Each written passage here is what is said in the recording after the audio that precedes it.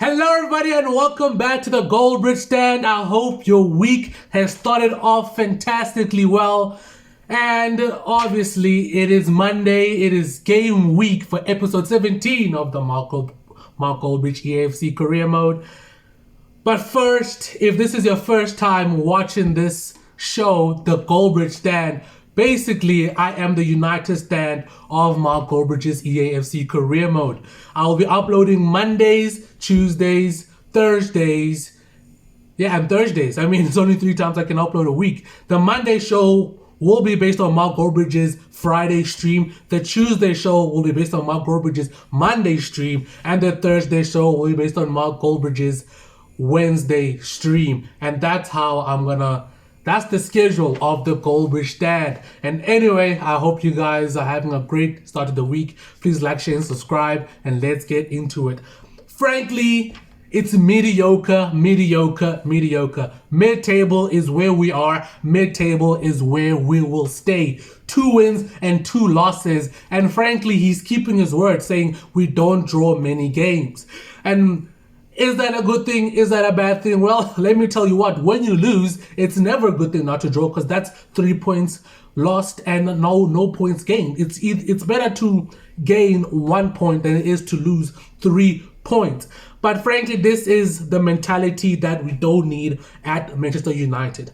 You can't have a manager say it's better to draw than it is to win, because that's what we should be doing.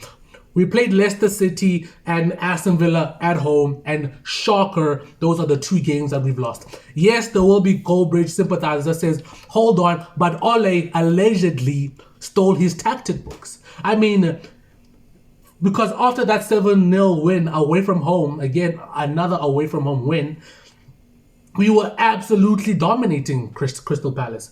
And people will say that's our level. That, like, those teams are our level, but we absolutely smashed them, showing that, this could be a spark of something. But of course, off the pitch events prevented that. Some people saying, Ole Gunnar Solskjaer stealing his tactic books, but I say, who else could it be but the man who could have gotten the job, Erik ten Hag? But that's my theory.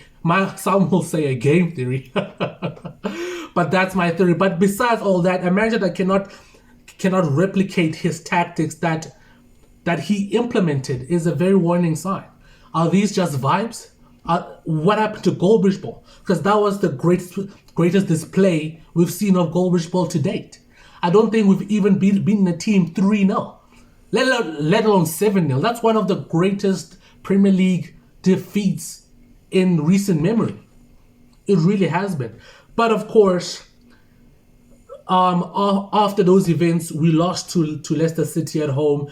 But frankly, I'm actually shocked that we did score goal against Leicester City, because they had the best defensive record in the league. I know, shocking, but they do have the best defensive record in the league. But of course, Cristiano Ronaldo tried to rescue a point for us, but our back line absolutely eroded away, absolutely disintegrated in the closing stages of that game. But I'm getting a bit ahead of myself. Let's go game by game, starting off with the Crystal Palace destruction, absolute destruction.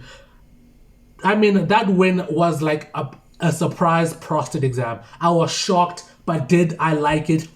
I won't answer that. It was absolutely phenomenal to watch a team click in the attacking phase. That was the greatest attacking display and defensive display. We can't scoff at a clean sheet with this manager, but that was the greatest performance in the 2 seasons he's been manager. That was the greatest performance. And my question was, can we keep it up? And we could have, or we couldn't have, because of course the theft of the tactics books. But I was a bit shaky because he was playing Aga do in the bus while rolling up into the Crystal Palace stadium, and I can see why he was happy, because he had a game plan. Frankly, the perfect display of Goldbridge ball that he came up with, and it showed on the pitch. So I can understand people are saying give the manager time, but I understand the sympathizers. Am I still Goldbridge out? Yes, I am. because we're still mid-table. Our only way into Europe is through the Conference League, and if he can't accomplish that, hopefully you as well will be Goldbridge out. I mean, I thought he was getting unserious when he says "I gotta do," but of course he did do the most.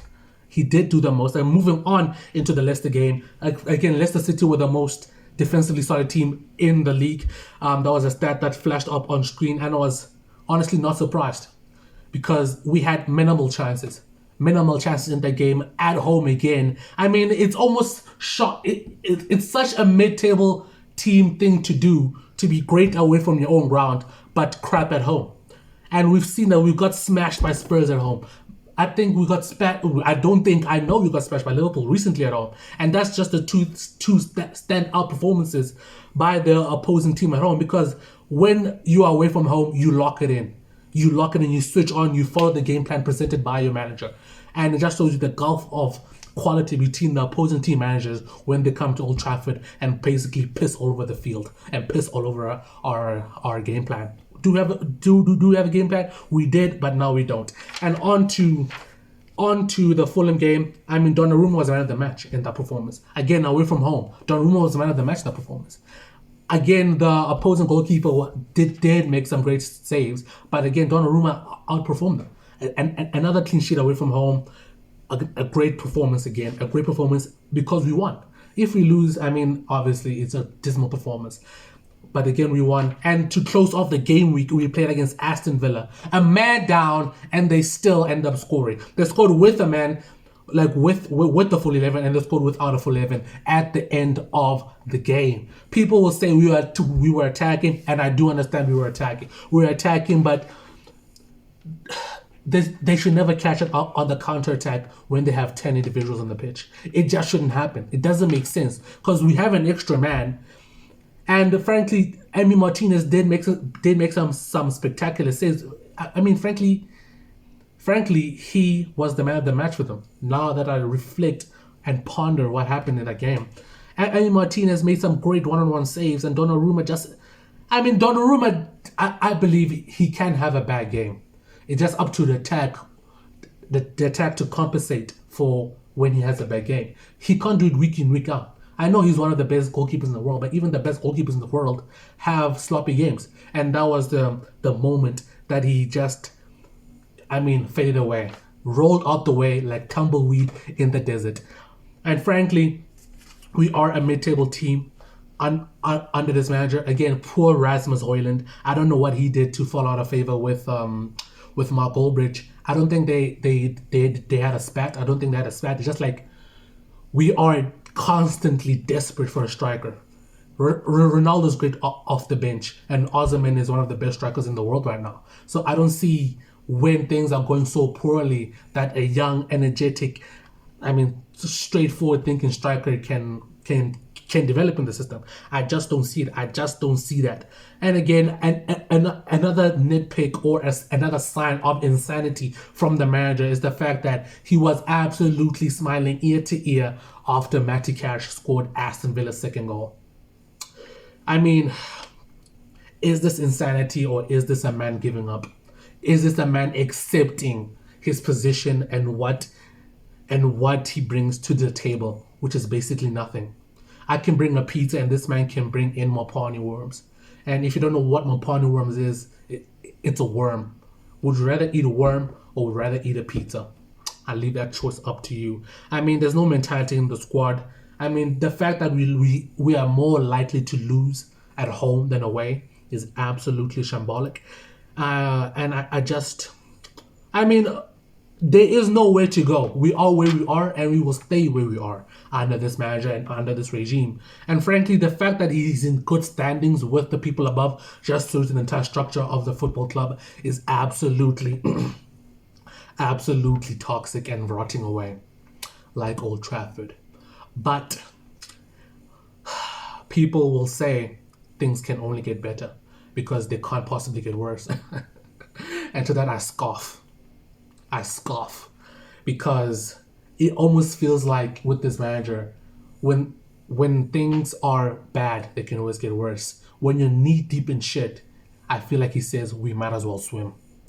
Am I harsh? Yes, I am. But do I have a point? I think you know I do. I think you know I do. And frankly, we will see what happens today in this game week. In today's Monday game week, we will have to see will things improve. We'll have to wait and see. And again, we go to Arsenal, and we do have a great record against Arsenal. I don't think they've beaten us in the 4 encounters we've had with them. They've beaten us once in the 4 encounters we've had with them, and we've won the other 3. That's a good sign. Will that trend change? We will have to wait and see. And all that's left for me to say is wish all of you a very great day. Bye-bye.